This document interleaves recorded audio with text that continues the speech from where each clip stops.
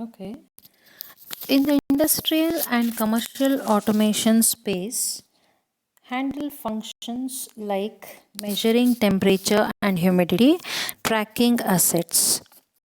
So it is in industry, commercial automation space. It handles the functions like it measures the temperature and humidity in industry. If something is beyond the threshold, it will intimate, and also it will track the assets if it is misplaced. For home automation, it performs operations like controlling the light, thermostats. Thermostat means finding out the temperature, and security functions. So here this diagram you can see where it shows the different applications of ZigBee. So ZigBee has is working, it is applicable in home, health, telecom, light, building, retail and energy applications. So let us move on to the protocol stack of ZigBee. So this is the protocol stack of ZigBee. That means it gives you the layers of ZigBee.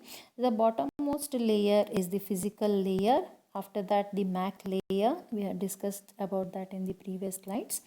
Then above the MAC layer, we have network and security layer. Then application support and application or profiles. So this MAC and physical layer implement IEEE 802.15.4.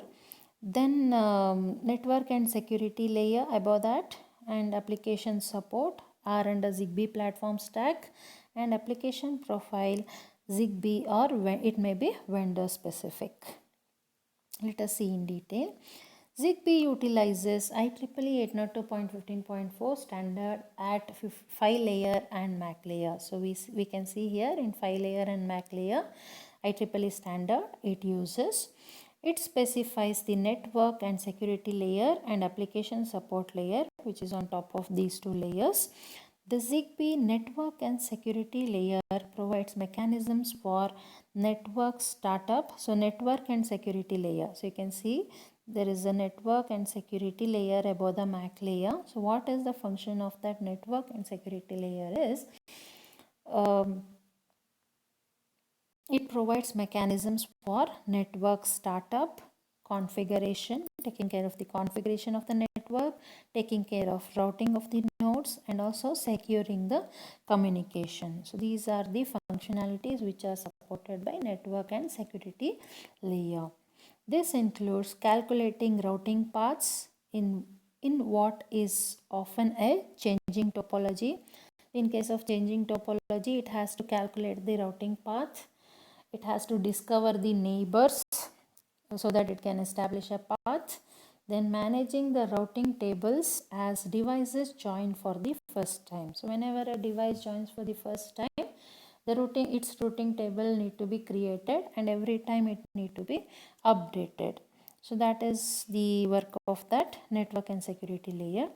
The network layer is also responsible for forming the appropriate topology, which is often a mesh but could be a star or tree as well. As I have already told you, the appropriate topology for the IoT network is always a mesh, but there can be star or tree as well. And the security layer takes care of security of the network by using AES algorithm. So you might have learned this AES algorithm, which stands for Advanced Encryption Standard in Computer Networks, with a 128-bit key provides security at the network and application layer. In the network and application layer, you can see here network and application layer, it provides the security. It uses the AES algorithm with 128-bit key, security key. The application support layer, which is the final topmost layer, interfaces the lower portion of the stack with the higher layer applications. ZigBee predefines many application profiles for certain industries, and vendors can optionally create their own custom ones at this layer. That means The topmost layer in this, you can see application profile. ZigBee provides some applications. It is not limited to those only, but it can be vendor specific also. It can be customized. For example, it can be home automation, industry automation, healthcare, and smart energy. So these domains it will provide, but it is not limited to only these domains of applications. If any other requirements are there, it can be customized in the application layer. So here I have given you a link which will tell you the home automation using the which will give you the details of home automation using the ZigBee.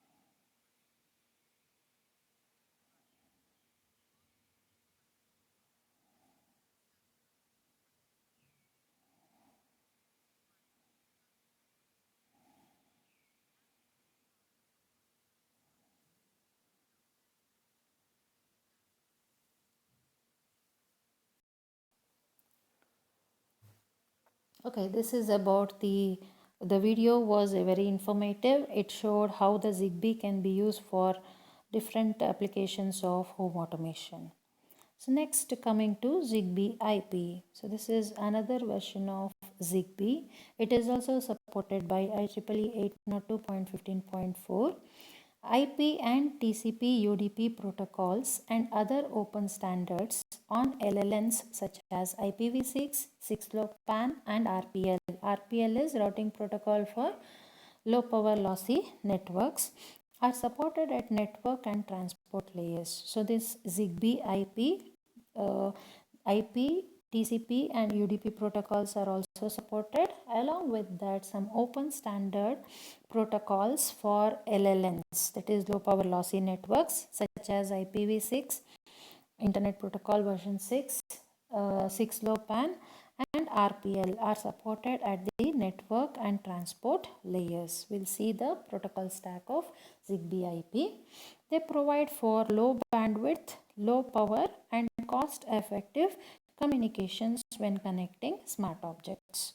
So they will be supporting when there is low bandwidth and low power, and also it supports the cost effective communication when you connect smart objects in the IoT network. ZigBee IP is a critical part of Smart Energy, in short SE, Profile 2.0. Smart Energy Profile 2.0 specification from the ZigBee Alliance. So ZigBee IP is a major part of Smart Energy 2.0 application. But it is not limited to only this case. It can also be used for other applications. SE 2.0, that is Smart Energy 2.0, is aimed at smart metering and residential energy management. Smart metering we have studied in our previous class, right? Smart metering in the sense the power meters are smartly used. That means the AC of my home and my AC of my neighbor home are controlled in a smart way. So that is smart metering. So such applications are supported by ZigBee IP. So you can see in this slide the protocol stack of ZigBee IP.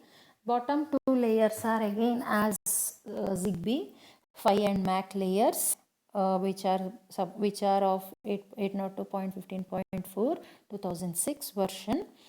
Above that, the MAC layer has one more adaptation layer, which is 6LoWPAN.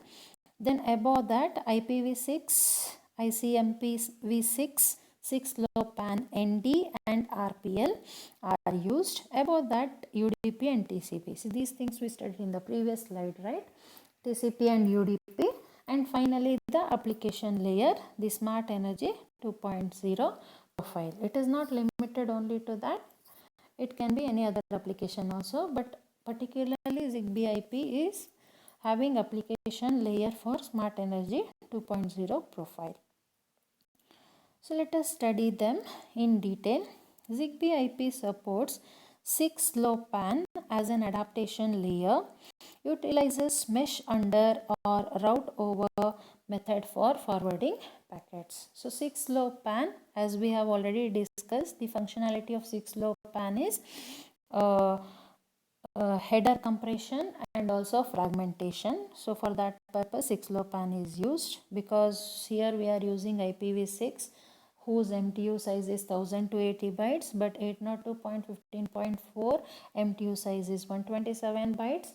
So the IPv6 payload need to be fragmented, hence 6LoWPAN is used. Then the ZigBee IP utilizes mesh under or route over method for forwarding packets. So what is this mesh under? Mesh under is routing decision is taken in the adaptation layer if it is mesh under.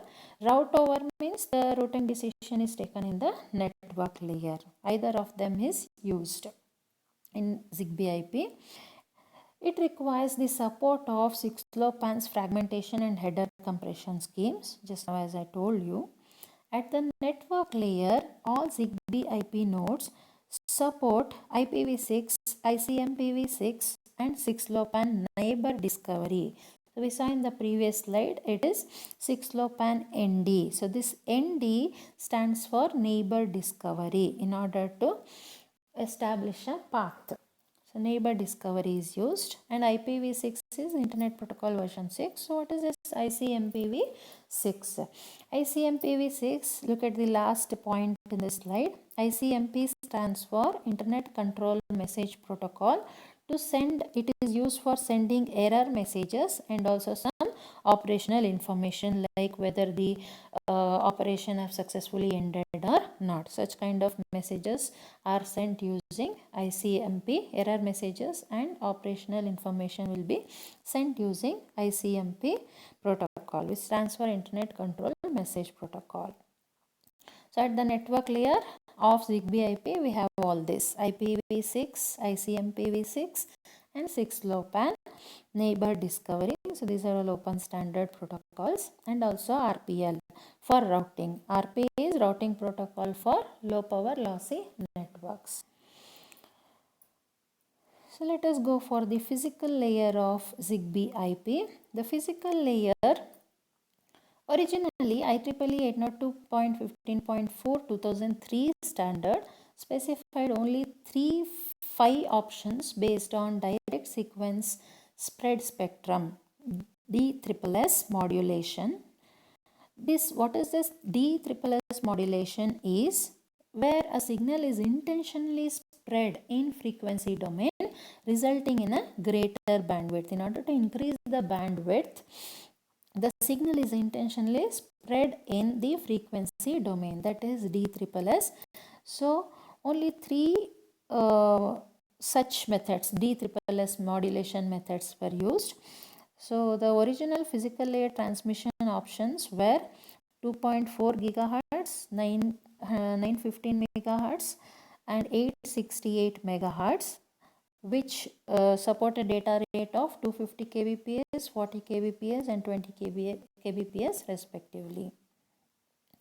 IEEE 802.15.4 2006 version and 2011 version and also 2015 version introduced additional PHY communication options. What are they? OQPSK PHY, BPSK PHY and ASK PHY. So what are these modulation technique? Let us know. So what is this OQPSK PHY? This is also a DSSS PHY employing offset quadrature. What is this OQPSK? Offset quadrature phase shift keying. So you have studied about this phase shift keying and amplitude shift keying modulation techniques in your computer networks. So this is quadrature phase shift keying modulation. An offset function present during phase shifts allow data to be transmitted more reliably. So that's why this modulation technique is used. Next technique, modulation technique, is BPSK PHY.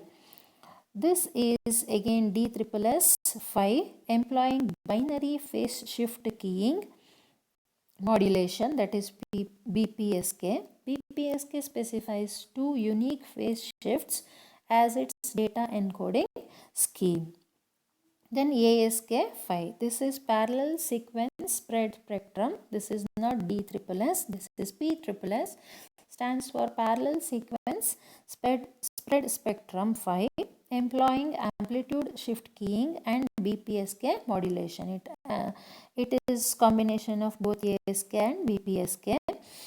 PSSS is an advanced encoding scheme that offers increased range, throughput, data rates and signal integrity compared to DSSS. Okay, so it is an advanced one which support all these features.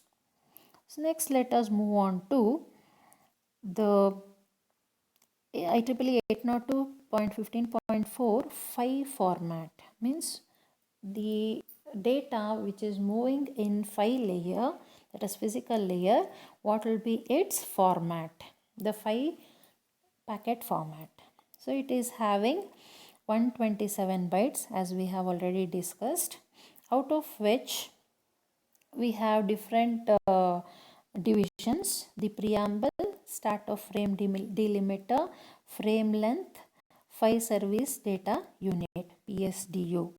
The preamble and start of frame delimiter frames the synchronization header, which is of 5 bytes out of 6 bytes, and 1 byte is a frame length, which is the PHY header, physical layer header. The synchronization header is the preamble plus start of frame delimiter fields. Preamble field is of 32 bits. It identifies the start of the frame and is used to synchronize the data transmission. Synchronizing means whether each of the packets are moving in a synchronized way. So in order to ensure that the preamble is used. The start of frame delimiter field informs the receiver that frame contents start immediately after this byte. So immediately after frame length, the content of the frame, the data is present. So after frame length, you can see there is PSDO, which is the actual data which is being transmitted. The 5-layer header portion of the 5 frame shown is a frame length value.